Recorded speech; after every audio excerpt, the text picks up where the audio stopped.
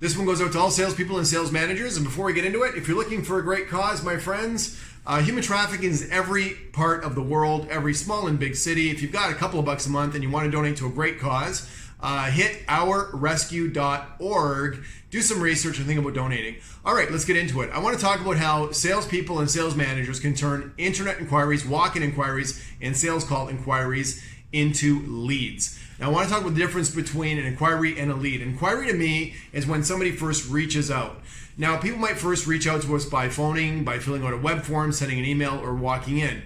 Any one of these three categories of inquiries could buy today and might not be buying for 6 months. So you got to get rid of your prejudices and sort of your belief systems on how some of those might be better or worse than others. That's the first part. The next thing is this. An inquiry is exactly that. It's an inquiry. We don't sell inquiries. We sell leads. Now, when does an internet inquiry become a lead? My friends, it becomes a lead when that person actually gets back to you. Most dealerships don't even track this number. They have no idea what the percentage is of people that actually get back to them when they start responding to internet inquiries. And once you start measuring that, you're going to find out for the most part, it's sitting around maybe 2 or 3 people out of 10. Now that's an easy fix if you understand a little bit of technology and how to inbox people or get into people's inboxes. But here's what we want to do. We want to get 10 internet inquiries as an example benchmark, get 8 of those people to get back to us so now they're leads and started engaging replies, back and forth. Once we start discussing things with these 8 people, we want to get them through the cycle really quickly and get them to start texting and phoning us and get off of this big keyboard where people are the most anonymous and most hostile, and then start to work on booking that appointment. Out of the 8 people that we can get back to us, which is easy to do, we want 6 people to hopefully book appointments. Now, when somebody books an appointment, they might have a very low-grade intention of coming in. They might be hoping to stop the dialogue with us and hope that we stop calling or emailing them on that appointment booking. And some people very seriously mean it. They want to come in. But we're going to confirm all appointments and follow up all no-shows.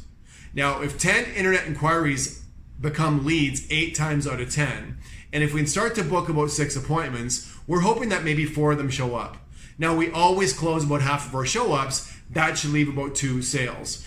So through really getting more people to get back to us on that internet inquiry and turning them into leads, you should be able to have as many sales as most dealerships have actual engaged replies if you can get your engagement rate up out of the 2 or 3 out of 10 and get it to 8 or 9 people out of 10, again, which is simple to do if you understand the technology of getting into an inbox. Here's the second thing, sales calls. Until you get confirmed, verifiable contact information, that sales call inquiry is not a lead. So job number 1 on a sales call actually is to get name, number, permission to text or email. So if we had 4 incoming sales calls, you should be able to get about 4 engaged replies, or I should say leads, through correct contact information. Try to book about 3 appointments. We hope 2 show up, and we always close half our show-ups, so now we're sitting at 1 sale. If you don't get accurate contact information, I really don't even care if you booked an appointment, because when that appointment doesn't show up, you can't even follow up a no-show, and you obviously can't confirm that appointment. Walk-ins. All right, a walk-in inquiry is exactly that. It's an inquiry until we do a test drive and a proposal. Some people might buy without a test drive. Nobody buys without verifying numbers.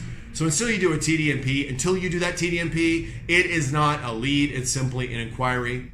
And what you're going to find is, if you can do a test drive and a proposal with today's well-researched walk-ins, you should be able to close about half that traffic. Now, in those formulas that I just gave you is the secret sauce or the magic to first get your lead rate up from the inquiry stage, and then obviously be talking to people further down that pipeline so you're actually able to have some impact and sell people a vehicle. I'm Dwayne Marino. We'll see you on the next one.